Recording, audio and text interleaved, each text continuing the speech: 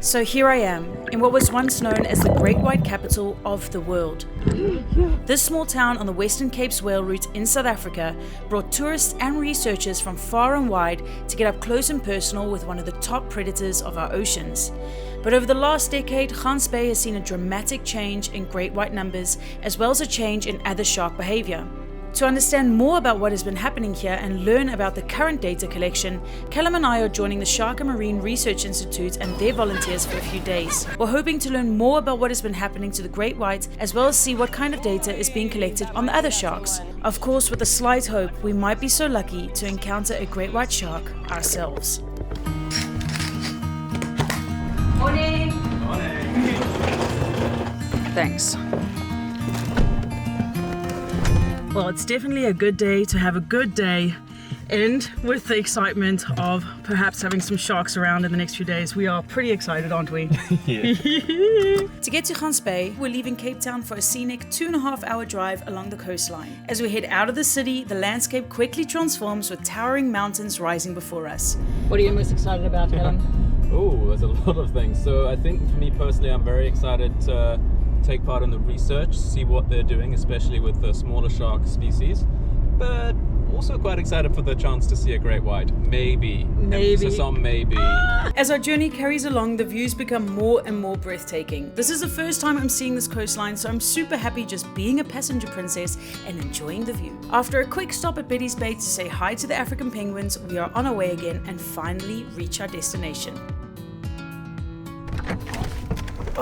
Well, after a drive that was supposed to be 2.5 hours, I think we're like 3.5 hours later, we have finally made it to Gansbaai.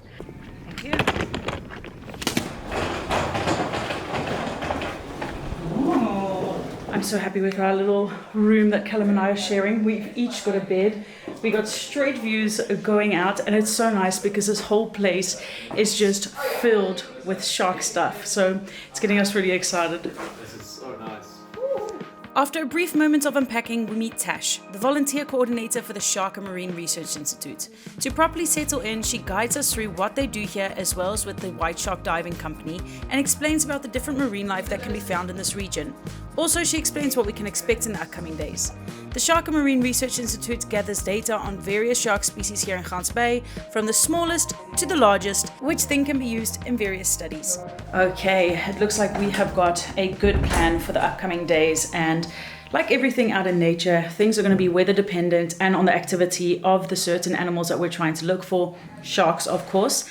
But I think that this is a good starting point to start doing the investigation if the great whites are actually really back and what is also happening with the other sharks in this area.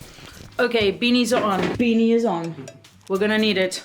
Temperatures have been cooling down pretty quickly here. I was not expecting that. Compared to Cape Town, it's crazy, right? Yeah, it's crazy. So we're putting on another jacket and then we're going out for a night fish.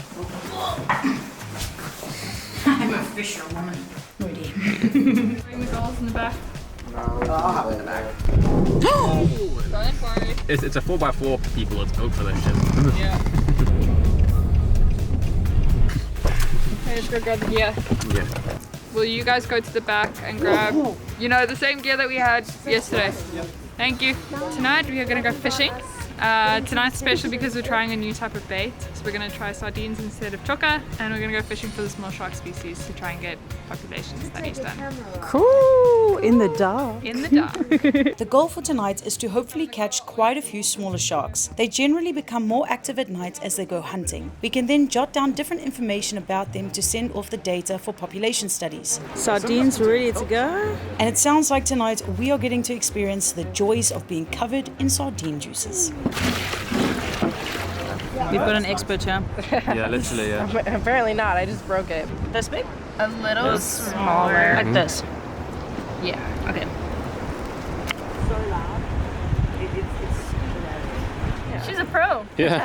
Look at that. Okay, so I just opened it for you, so hold it here. This is the first time I'm fishing since I was a child, so I'm glad Ashley, one of the volunteers, gave me a little crash course on how to get the line out. After a few throws though, I think I'm getting the hang of it. Good, yeah, perfect. Then catch it. Ah! Okay, Yeah. so, and then flip this back? Yep. Yes. Okay, and then... After about an hour, we still have no bites, but we're trying to stay patient as we're out here. The sardines, however, don't seem to be doing the job. With the sardines, a lot of them have been falling off tonight. Yeah. So I'm just letting it dangle close to the harbour wall, letting the scent and the oils just spread out into the water, and see if that attracts any sharks that way. So a couple of nights ago, they seemed very lucky when it came to the shark fishing. Yesterday, they only caught 3 sharks, and tonight, because of the sardines texture, it doesn't seem like we're getting too much success because the sardines are actually falling off of the hook. But we'll see if the handline fishing technique of Callum, the patience technique actually works. It would be cool to see if we can get some sharks tonight. Lots of fishies, but no sharkies. Ooh, no. I am now covered in fish goo. Okay guys, like out of 100, how much percent do you think we have a chance of catching a shark tonight? 3. That's 3%. That's being lucky. That's being lucky. And what do you say? I don't know If because we had chocolate. because we haven't used sardines yet. This is our first time doing sardines. We normally, the last 2 times we did squid. First time we got 13, second time we got 3. Yeah. So, And then I don't know. So we had some issues with the sardines. They get all nice and mushy, so we can't actually put them properly on the hook, and then we lose our bait. So tonight, unfortunately, we are not successful. But tomorrow we have a whole nother day full of activity, so hopefully we can catch some sharks. Ready for another morning? Yes. Ready for another morning? As you might be able to hear, the wind has picked up as well. So I'm also assuming that the seas are going to be a little bit more rough, which is great for a boat trip. Good morning. Good morning. We're some volunteers here and we're doing a little study on shark perception of you guys swimming with sharks before and after. So I actually was here last year diving with this company, and we saw a lot of bronze whalers which were like the size of me, so I mean that's big enough for me.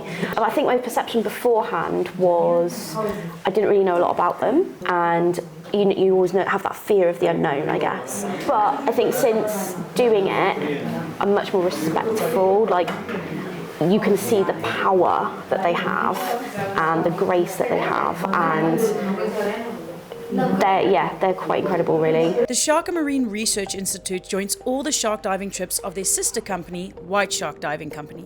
These boat trips are used not only to collect perception data of their guests, but also to collect various forms of data on the sharks in the water. Will we get lucky and have a white shark on this trip? I hope so. Today we're going to be staying on board to see how the data collection is actually done. So we're going to be getting the signals from the crew, making notes upstairs, and also be checking out the dorsal fins to see if we can actually upload any of the pictures to see if we found some of the same sharks in this area. I am getting the GPS coordinates so we know exactly where we are while we're bringing these sharks into the boat.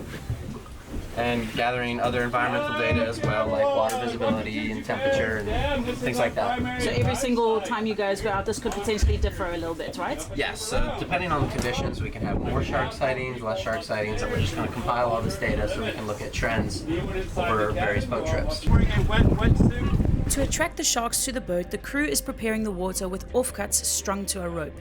Unlike popular belief, this is not blood, but instead an oily fish which leaves a very clear and oily scent trail in the water. This will attract the sharks to get closer to the boat, which brings excitement for the guests, but also allows the volunteers to get a better view of the sharks that do show up. Looks like the first bronze whalers have arrived. Oh, another one. Here we go. Wow. So the hope here for me today is to try and take as many pictures, as clear pictures as possible of that dorsal fin. So what you need to do is find the shark, track it, and then zoom in and take a photo.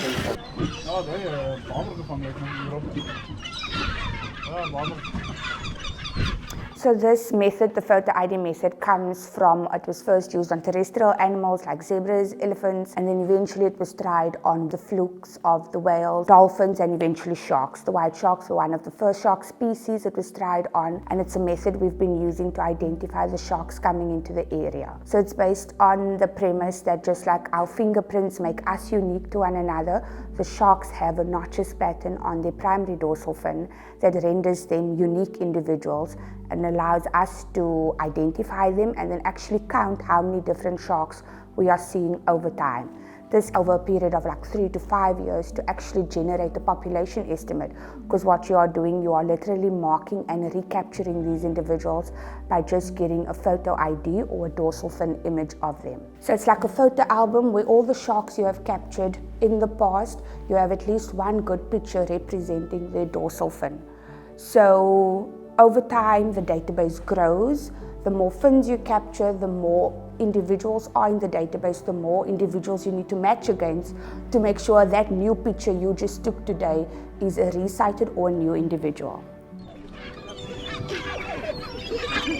While Callum gets in the cage, I head to the top deck where we have a perfect view of all the sharks coming in. Rowan and Ashley have the duty of noting down all the information that they can about the sharks they see, which will accompany all the other data that is collected. Where the dorsal fin images require a great shot, this data collection method can be applied to all the sharks they can see properly. That one's got a small scar in front of its dorsal. How many have you spotted already and what is going on? I have 3, Ashley has another one, so we have at least 4 right now. And basically what we're doing here is we're kind of drawing on the markings. We're doing X's for healed wounds, O's for open wounds, recording the time that they show up, how big they are, how many passes they make, their activity. Basically, it just gets us a good idea of how many individuals there are in the population. Yep. And how many times they show back up. Oh my word. Okay, here comes the shark, guys. Oh, that one's no clean. markings, yeah, very clean. Ashley, you got that one? Now from higher up, we're getting such a good perspective on how many sharks are here. You can see the markings very clear on their body, and it's really cool to see what type of data collection they're doing. Also, the great thing about having so many gulls on board is I literally just got crapped on my pants and on my hat. Right now I'm keeping track of 2 of them. They only came, this one only came once, my first one. This one came a few times, but I haven't seen him in a while, so. Look at you. Oh, you are beautiful.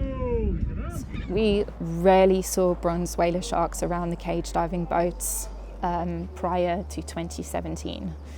But in 2017, we had this one day, and I will never forget it because I was so blown away that day. We went out to sea and we had 6 white sharks around the boat and 15 bronze whaler sharks at the back of our boat, sort of going crazy in the chum. There's so many sharks everywhere, this is amazing. So we thought it was one off, but the next day when we went out to sea, the bronze whaler sharks were approaching the boats again. So a lot of people say that the reason why the bronze whaler sharks started to approach the boats was because there were no white sharks in their area, but actually, when the bronze whalers started to approach the boats, we did have white sharks in their area. Okay, maybe not as many as there were 10 years prior to that. That day we had 6 white sharks and we had 15 bronze whaler sharks. So it was fascinating. And from that moment, the bronze whaler sharks visited us every day. And we've just watched their numbers in the area increase, go up and up. We have such long periods without white sharks now that we are primarily depending on diving with the bronze whaler sharks. It was a bit murky yesterday. The sharks definitely weren't as active, but they still did quite a few passes, so it was just hard to see with all the fish in the way. Yeah, and did you see the big one that we saw from the top? Yeah, definitely. It was insane, huh? Okay, well, I can consider that quite a good day. It's quite interesting sitting at the top and not being in the water, because when you're there, you're also a target for seagull poop. I'm covered from my head to my pants. But overall, we collected data on 14 females, 1 male, at least that's the presumed estimate. But obviously, just collecting the data like this is not where this process ends, so we're going to go back and go check out some of the footage. So because of the camera's ability to capture so many dorsal fins so easily, we actually end up with so many photographs to work through at the end of one boat trip. And on days where we're running multiple trips, it's even way more. So the VOLs really help us work through all of these images because, number one, we need to go through all of them, see what's good dorsal fin images and what's not. All the good dorsal fin images, they need to be cropped, they need to be edited, and they need to be resized so that their properties align with what the software requires. And then number 3, each dorsal fin needs to be matched through the full database. But we are currently at like 300 individual bronze whaler sharks in our database, and so it increases the amount of time required to match it.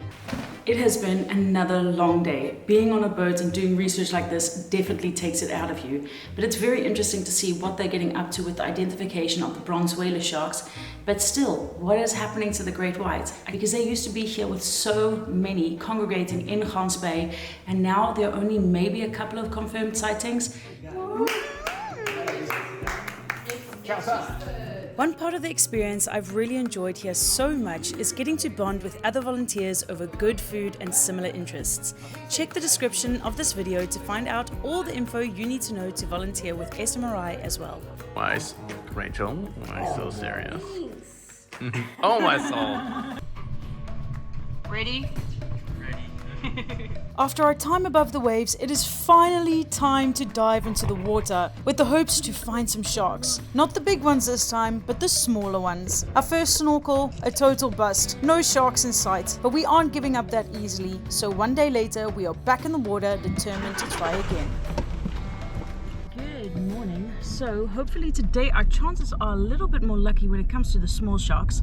We didn't see any while fishing, we didn't see any with snorkeling, so now we have snorkel trip and number 2, so that hopefully we can do some data collection on that, because it will still be awesome to see how that is done. But yet again, it's an early wake up for us, so we're still trying to wake up a little bit before we get into that cold water. Oh, we are so blessed today because the water is looking nice. It is still a bit surgy, but we can see whales, dolphins, seals, everything out there around the bait balls. Catching and releasing sharks while snorkeling is one of the ways of collecting data here at SMRI. It's important to note that all these activities are conducted under the supervision of trained and registered professionals with proper permits, in collaboration with the Oceanographic Research Institute's tagging project. All volunteers also get clear instructions on how to safely capture and release any sharks found. At first, the snorkel doesn't seem too promising. Just a few fish interested in the bait. The waves are choppy and the water is murky, and honestly, my hopes aren't too high. Yeah, so the conditions that we're diving in, there are so many waves coming in, but that is insane. But then we spot something, a shark egg casing. This little discovery sparks some encouragement, and moments later we find a shark. This little shark is a dark shy shark, endemic to the waters of southern Namibia and South Africa's west coast. They prefer kelp forests and rocky areas where they blend in with their surroundings. As part of the catch and release process, we record key details such as the shark's length, sex, and environmental conditions at the time of capture. If a shark is large enough, it can also be tagged before being released, contributing to the ongoing research by Ori. But today, this one is too small for tagging, so it is being released again. It is so awesome to see how this is done firsthand.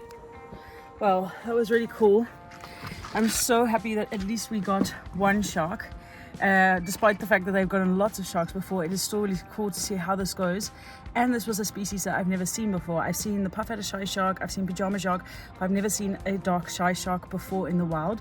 So getting to actually measure this individual is really cool, and I love how if an individual is large enough, they can tag it, and then over a period of time, if they catch it again, they can come and see if anything has happened to the shark, if it's grown, if it has any, marks on it or anything, to see how it's doing. And yeah, it's really interesting to get to see this up close, see this little creature, and then having it released. But yeah, success today. The last and main activity on our schedule for this trip is of course a shark cage dive. After seeing so many bronze whalers during the research trip, I'm not sure how lucky I'm feeling about seeing a great white. One of the leading theories for the great white's disappearance is the arrival of orcas. These orcas have been known to hunt the great whites for their fatty livers, causing the great whites to leave these waters and head east. But is this the only reason for the great white's decline here? The whole orca story started in 2017. Which is when we started to have these longer periods of time without white sharks. So to me, there is no doubt in my mind that what's happened with the orca whales and the orca whales predating on the white sharks does have an impact on the presence of white sharks. We were actually detecting white shark declines before 2017. And if you look at the data over the years, this was happening way before the orca whales came along. What was causing that decline, especially considering the fact that white sharks were protected in South Africa since 1991. We were the first country to protect white sharks. But you can't protect an animal if you don't protect its environment and its food. So over the years, In my opinion, what's severely impacted white sharks, one of the biggest things is beach nets and drumlines up our east coast. We know that the white shark movement patterns is sort of up and down our east coast. They pass those nets, and if you go and look at the stat, there's certain years where 30 white sharks were killed on the nets a year. So if you add that up over time, that's a huge amount of white sharks that have been killed. Another problem is commercial shark longline fishing. The long lines, they target the superfin sharks, the smoothhound sharks. The white sharks eat those species, you know? So there's a sort of twofold impact there of one, you're reducing the amount of food, so you're increasing the amount of competition between individual white sharks, making it more difficult to survive. And two, if a white shark sees their prey hanging there dead and the blood's going out, they are opportunistic animals. They will take a bite and they can also get caught on the line too. With our GoPro analyses, we've only had mostly bronze whaler sharks in the area, so we are mostly focusing on them. But in order for us to quantify the frequency of fishing injuries that exist in the bronze whaler sharks that have come up to the cage diving boats, we had to go back to the day they were first seen in the area.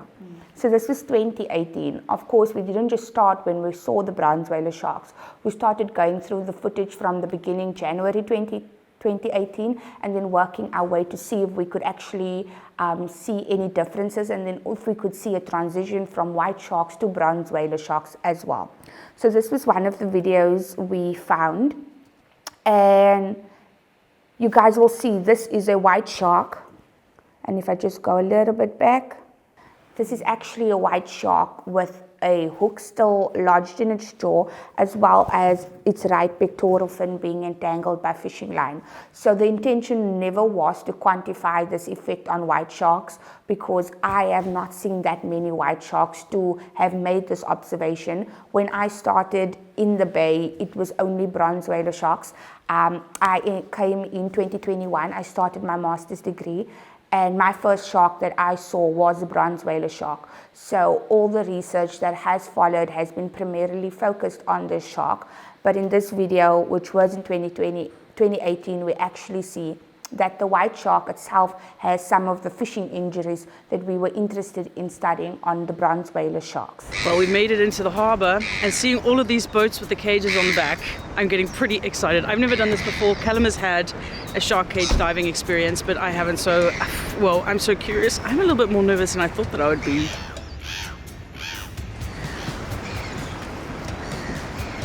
The chances may be lower than they once were, but they're not zero. Great whites have been spotted in the bay, with some months proving luckier than others. And that's enough for me to take my shot. So I'm joining White Shark Diving Company, hoping for a glimpse of this apex predator. But first, paperwork. After signing my life away, it is time for the safety briefing. Before I take you to sea, I'm going to go through a quick safety briefing with you. This is where your hands go. Please do not put your hands on any of the outside bars. Heading out to sea, the excitement kicks in even more, because this time I know I'll be in the water with some sharks and not just watching them from above. Now this little voice kicks in, maybe today is that lucky day. Okay, so we're surrounded by the bronze whaler sharks, and they are absolutely beautiful. Can't wait to get into the cage. Once I'm in, I'm absolutely blown away by the size and power of the bronze whalers. Some with obvious mating bites along their bodies. Even though these are not the great whites, it is still so incredible seeing these creatures up close. As they swim by, we feel the whips they make in the water. All I can hope for is that one day the majestic great whites in Gansbaai will return in their numbers. Not only for us to appreciate, but so they can fulfill their role here in the ecosystem again. And who knows, maybe I'll get lucky here another day. Wow. Pretty cool, huh? Yeah, so cool.